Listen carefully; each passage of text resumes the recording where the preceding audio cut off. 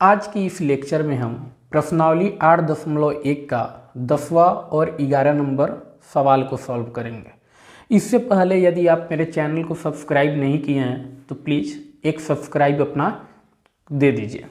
तो आइए स्टार्ट करते हैं। पहला सवाल यहाँ पे आप देख रहे हैं कि दे रखा है त्रिभुज PQR में जिसका कोण Q समकोण है। कौन सा कोण समकोण है? तो Q समकोण है। तो एक हम यहाँ पे बना लेते हैं समकोण त्रिभुज। तो यहाँ पे एक समकोण त्रिभुज है आपका। तो जैसा कि सवाल में बोल रहा है आप देख सकते हैं Q समकोण है, तो समकोण यहाँ पे बन रहा है। तो इस वाले एंगल को हम Q मान लेंगे और अपने स्वेच्छानुसार मन करे तो इसे P मानिए, नहीं तो R मानिए। तो आइए इसे हम P मान लेते हैं और इसे हम लोग R मान लेते हैं। अब सवाल में एक चीज़ और दे रखा है PR प्लस QR, मतलब PR इसका रिलेशन और QR ई वाला इसको और इसको मिला के आपका दिया है 25 सेंटीमीटर। साथ ही PQ बराबर दे रखा है कितना? 5 सेंटीमीटर। तो यहाँ पे तो स्पष्ट है, ये आपका कितना है? 5 सेंटीमीटर है। और यहाँ पे आपका PR प्लस QR दिया हुआ है। तो आइए इसको हम बनाते हैं। तो उत्तर हो जाएगा आपका, सबसे पहले जो चीज़ दिया हुआ है उसको हम लोग लिखते हैं। तो लिखेंगे यहाँ पे दिया है PR प्लस QR बराबर 25 सेंटीमीटर। ठीक है, तो यहाँ से क्या हो जाएगा, हम क्या करेंगे, या तो मन करे तो PR का वैल्यू निकाल लीजिए, नहीं तो QR का वैल्यू निकाल लीजिए। तो हम यहाँ पे QR का ही वैल्यू निकालते हैं। तो यह हो जाएगा 25 सेंटीमीटर को हटा दीजिए 25 और PR को इधर भेजिएगा तो क्या हो जाएगा? माइनस हो जाएगा। ठीक है बच्चों, तो QR बराबर हो गया 25 माइनस PR। ठीक है, और साथ ही यहाँ पे दिया है, लिखेंगे और QP का मान कितना है? 5 सेंटीमीटर। तो यहाँ पे आप लिख सकते हैं QP लिखिए या PQ लिखिए, इसका मान कितना दिया हुआ है? 5 सेंटीमीटर। अब क्या करेंगे, हमको QR और PR स्पष्ट रूप से नहीं दिया है, जैसा कि यहाँ पे दिया है PQ बराबर 5 सेंटीमीटर है। तो हम यहाँ पे क्या करेंगे, पाइथागोरस का यूज करते हुए QR और PQ को निकालेंगे। तो यहाँ पे लिखेंगे पाइथागोरस प्रमेय से, पाइथागोरस प्रमेय से। ठीक है, तो पाइथागोरस प्रमेय का मतलब जानते हैं कर्ण स्क्वायर। तो कर्ण वहाँ पे क्या है जानते हैं, 90 डिग्री के सामने वाला भुजा कर्ण होता है। तो यहाँ पे आपका हो जाएगा PR का स्क्वायर बराबर PQ का स्क्वायर प्लस QR का स्क्वायर। ठीक है बच्चों, तो यहाँ पे आपका हो जाएगा PR दिया रखा है क्या? PR तो दिया नहीं है, तो PR को ऐसे ही रहने दीजिए आप, PR का स्क्वायर PQ। तो PQ आपका कितना है? 5 सेंटीमीटर है। तो यहाँ पे आप लिख सकते हैं 5 का स्क्वायर प्लस QR कितना है? तो QR है आपका 25 माइनस PR और स्क्वायर है तो इसको प्यार से स्क्वायर कर दीजिए। अब आइए यहाँ पे इसको सॉल्व करते हैं। सॉल्व कीजिएगा तो PR का स्क्वायर, 5 का स्क्वायर कितना होता है बच्चों? 25 और प्लस यहाँ पे देखिए, यहाँ पे जो बच्चे कमज़ोर हैं वह थोड़ा सा फंस जाएंगे। यह आपका A माइनस B के होल स्क्वायर पे इसको तोड़ेंगे। तो थोड़ा सा हम इसको यहाँ पे तोड़ के बताते हैं, जिसे फॉर्मूला होता है A माइनस B का होल स्क्वायर। तो क्या होता है फॉर्मूला आप जानते हैं, A स्क्वायर प्लस B का स्क्वायर माइनस 2AB। ठीक है, तो ठीक इसी प्रकार इसको भी तोड़ेंगे। तो थोड़ा सा इसको यहाँ पे तोड़ के देखते हैं, 25 माइनस PR का स्क्वायर। तो देखिए बच्चों, यहाँ पे पहले स्थान पे A है तो यहाँ पे A का स्क्वायर हुआ। तो ठीक इसी प्रकार से पहले स्थान पे 25 है तो क्या होगा? 25 का स्क्वायर प्लस, यहाँ प्लस है तो प्लस देंगे। देखिए B है तो B का स्क्वायर हुआ था, मतलब दूसरे जो स्थान पे है उसका स्क्वायर हुआ है। तो यहाँ पे दूसरे स्थान पे क्या है? PR है। तो यहाँ पे पी आर का स्क्वायर करेंगे। माइनस है फॉर्मूला में तो माइनस लगाएंगे, 2 दिया है अपने से तो 2 को लगाएंगे इनटू ए का मतलब क्या, पहला स्थान, तो पहले स्थान पे 25 है तो यहाँ पे लिखेंगे 25, और दूसरे स्थान पे बी है तो यहाँ दूसरा स्थान लेंगे पी आर। ठीक है बच्चों, तो इसको हम इसको ब्रेक करके तोड़ करके लिख सकते हैं 25 का स्क्वायर प्लस पी आर का square minus 2 into 25 into P R. ठीक है बच्चों, तो यहाँ पे आप देख सकते हैं, इसको थोड़ा सा हम मिटा लेते हैं। अब देखिए यहाँ पे आप देख सकते हैं बराबर की दूसरी तरफ इधर भी पी आर स्क्वायर है, इधर भी पी आर स्क्वायर है।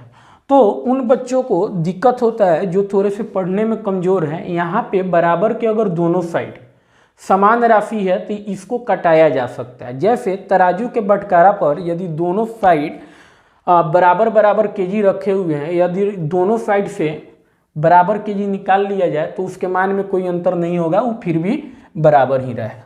तो यहाँ पे क्या करते हैं, पी आर स्क्वायर को पी आर स्क्वायर से कटा दीजिए। कटाने के बाद आप देखिएगा इधर में कुछ नहीं बचा, मतलब क्या 0 बचा, 25 है तो 25 और प्लस 25 का स्क्वायर जानते होंगे आप 625 होता है, और माइनस 25 से 2 में गुना करेंगे 50 पी आर।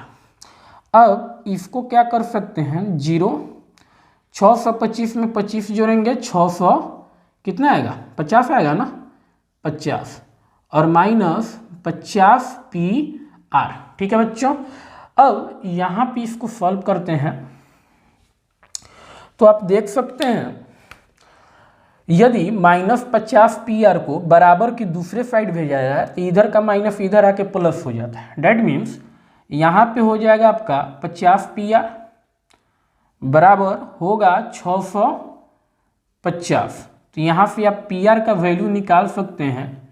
ठीक है, 650 और ये 50 इसके साथ मल्टीप्लाई में, मतलब यहाँ पे कोई साइन नहीं है, मतलब क्या गुना का साइन है। तो इस 50 को अगर बराबर के दूसरे साइड कर दे तो क्या हो जाएगा भाई, डिवाइड हो जाएगा। ठीक है बच्चों, जैसा कि आप जानते हैं एक तरफ का गुना बराबर की दूसरे साइड में जाता है तो क्या होता है, डिवाइड हो जाता है। अब इससे कटाइएगा, बड़ा बेसिक सा रूल है, इसको कटाइएगा तो आपका 13 मरतबे कट जाएगा। तो यहाँ से आपका पी आर का जो वैल्यू आया वो कितना आ गया, 13 आ गया। ठीक है, और चूंकि सेंटीमीटर में दिया है तो आप यहाँ पे सेंटीमीटर लिख सकते हैं। तो इस प्रकार से आपका क्या निकल गया, पी आर निकल गया। ठीक है बच्चों, यहाँ पे आपका पी आर निकल गया। अब क्या करेंगे, पी आर तो मेरा निकल गया, पी आर निकल गया, अब हमको निकालना है क्यू आर। तो क्यू आर निकालने के लिए क्या करेंगे, तो इस पी आर को क्या करेंगे, इसमें रख देंगे।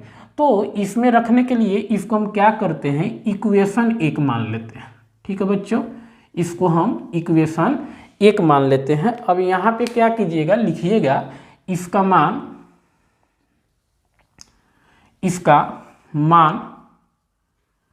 समीकरण 1 में रखने पर, अब बताइए इसका मान अगर 1 में रखेंगे तो क्या है, क्यू आर। तो यहाँ पे लिखेंगे क्यू आर बराबर 25 है, तो यहाँ पे लिखिए 25 और माइनस पी आर है। तो पी आर का वैल्यू यहाँ पे कितना निकला, 13 है, तो यहाँ पे आप 13 रखेंगे। तो आपका यहाँ से आ जाएगा क्यू आर बराबर 25 से 13 घटाइएगा कितना आएगा, 12, और सेंटीमीटर में है तो इसका भी वैल्यू आपका आ गया सेंटीमीटर में। ठीक है बच्चों, तो यहाँ से आपका क्यू आर भी निकल गया। ठीक है, तो देखिए क्या क्या आपको पता चल गया, क्यू आर का मान पता चल गया कितना है भाई, क्यू आर तो 12 सेंटीमीटर है, तो आप यहाँ पे लिख लीजिए इसको 12 सेंटीमीटर। और पी आर आपका यहाँ पे कितना है भाई, 13 सेंटीमीटर, तो आप यहाँ पे लिख सकते हैं 13 सेंटीमीटर।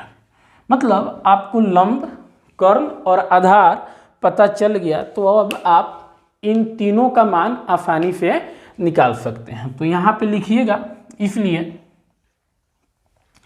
सबसे पहले क्या निकालना है, सबसे पहले निकालना है साइन पी। तो साइन पी निकालना है तो आप यहाँ पे लिख सकते हैं साइन पी बराबर, तो साइन पी बराबर क्या होता है, लंब बटा कर्ण। क्या होता है, लंब बटा कर्ण। तो लंब आपका क्या है, अब देखिए पी है तो पी के लिए ई वाला कोण लेंगे ना, तो ई वाला कोण लेंगे तो इसके सामने वाला लंब होगा, ये क्या होगा आपका लंब होगा, ठीक है। और इसके सामने वाला कर्ण होगा, और ई जो होगा 90 और थीटा के बीच में, अर्थात जो एंगल लेंगे इसके बीच का जो होगा ये क्या हो जाएगा आपका आधार हो जाएगा, ठीक है। तो साइन पी बराबर क्या हो जाएगा, लंब बटा कर्ण। तो लंब है आपका क्या क्यू आर, तो आप यहाँ पे लिख सकते हैं क्यू आर, और बटा लंब बटा कर्ण, कर्ण क्या है पी आर, तो लिख लीजिए आप पी आर, ठीक है। तो आप देख सकते हैं यहाँ पे क्यू आर कितना है, क्यू आर देखिएगा तो 12 सेंटीमीटर है, तो आप यहाँ पे 12 सेंटीमीटर लिख सकते हैं। और पी आर कितना है, पी आर आपका 13 सेंटीमीटर है, तो आप यहाँ पे 13 सेंटीमीटर लिख सकते हैं। इस प्रकार से आपका साइन पी का जो वैल्यू आया वह आ गया 12/13, ठीक है। तो यहाँ से आपका एक मान निकल गया साइन पी का, ठीक है। अब क्या करेंगे, अब हम जो मान निकालेंगे कोस पी का मान निकालेंगे, यहाँ पे लिखेंगे और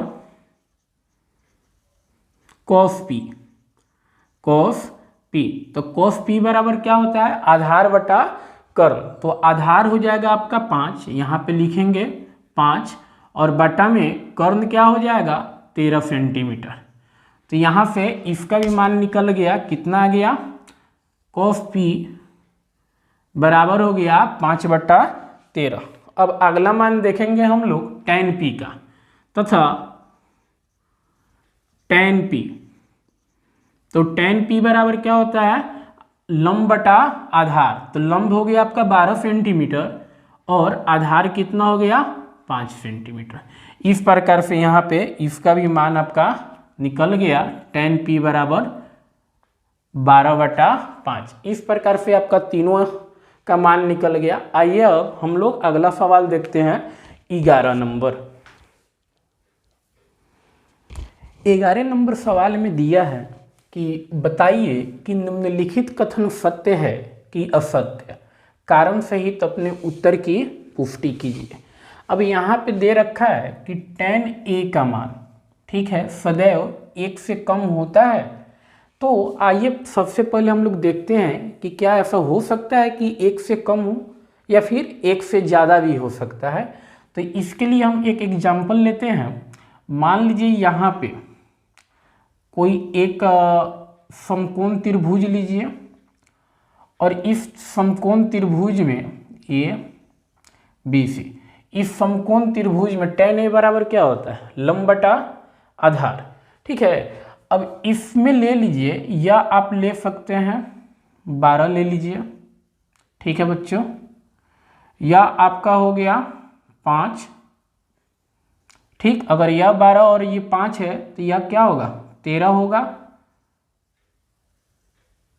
ठीक है। अब यहाँ पे देखिए tan a का मान सदैव 1 से कम हो सकता है, तो यह जो कथन है यह क्या है असत्य है, कम हो भी सकता है और नहीं भी हो सकता है। तो आप यहाँ पे लिख सकते हैं असत्य है, असत्य है, क्योंकि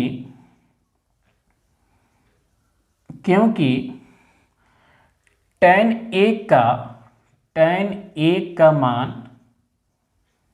का मान 1 से अधिक भी हो सकता है, जैसे एग्जाम्पल आप यहाँ पे दे सकते हैं, जैसे tan a बराबर हो जाएगा लंब बटा आधार। तो यहाँ पे लंब आपका 12 है और आधार कितना है 5 है, तो 12 में 5 से भाग दीजिएगा तो क्या आएगा 1 से इसका मान अधिक आएगा, ठीक है बच्चों। अब देखिए, अब दूसरा नंबर देखते हैं। उत्तर दूसरा में दिया है कोण A के किसी मान के लिए सेक A बराबर 12/5 हो सकता है? तो हाँ, हो सकता है। कैसे? आप जानते हैं सेक थीटा बराबर होता है कर्ण बटा आधार। तो कोई ऐसा समकोण त्रिभुज लिया जाए, ठीक है, कोई ऐसा समकोण त्रिभुज लीजिए, ठीक है ना, जिसका कर्ण 12 हो और इसका आधार क्या हो, 5 हो, ठीक है। इसको ए मान लीजिए, इसको बी मान लीजिए और इसको सी मान लीजिए, ठीक है ना।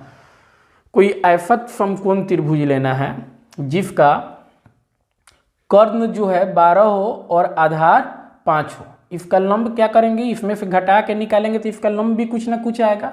तो ऐसी स्थिति में, ठीक है ना, यह कथन जो है आपका सत्य है, ठीक है ना। तो लिखेंगे यहाँ पे कि सत्य है, सत्य है क्योंकि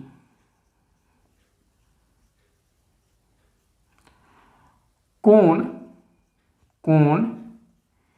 ए के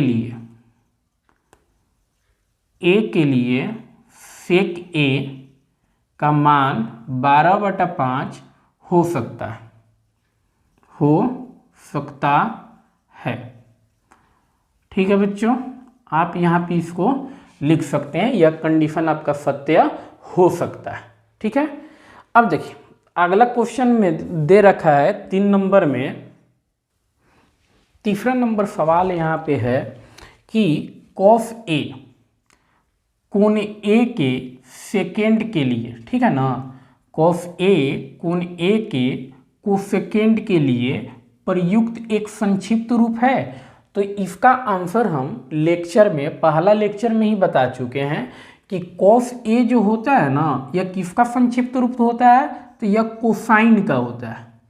किसका होता है बच्चों, यह कोसाइन का संक्षिप्त रूप होता है, इसलिए यह ए के कोसेकेंड के लिए प्रयुक्त एक संक्षिप्त रूप नहीं होगा। अर्थात इसका उत्तर आप लोग क्या लिख सकते हैं, इसका उत्तर लिख सकते हैं यह असत्य है। उत्तर में लिख सकते हैं आप, यह क्या है बच्चों, तो असत्य है। असत्य है क्योंकि कॉस ए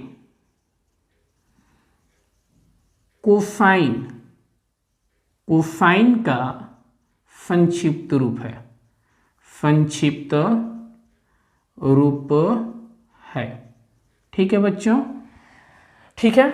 अब आइए यहाँ पे तीसरा नंबर सवाल हम लोग देखते हैं। तीसरा नंबर सवाल में है आपका कि कॉट और ए का गुणनफल होता है, तो नहीं, यह भी क्या है आपका असत्य है, ठीक है बच्चों। ये क्या है आपका असत्य है क्योंकि कॉट और ए का गुणनफल नहीं है। तो आप यहाँ पे लिख सकते हैं कॉट और ए का गुणनफल नहीं होता है, ठीक है। अब हम देखते हैं 5वां नंबर, किसी भी कोण थीटा के लिए साइन थीटा बराबर 4/3 हो सकता है। तो यह भी आपका असत्य है, ठीक है, यह भी क्या है आपका असत्य है। अब बोलेगा क्यों, तो आप यहाँ पे लिख सकते हैं क्योंकि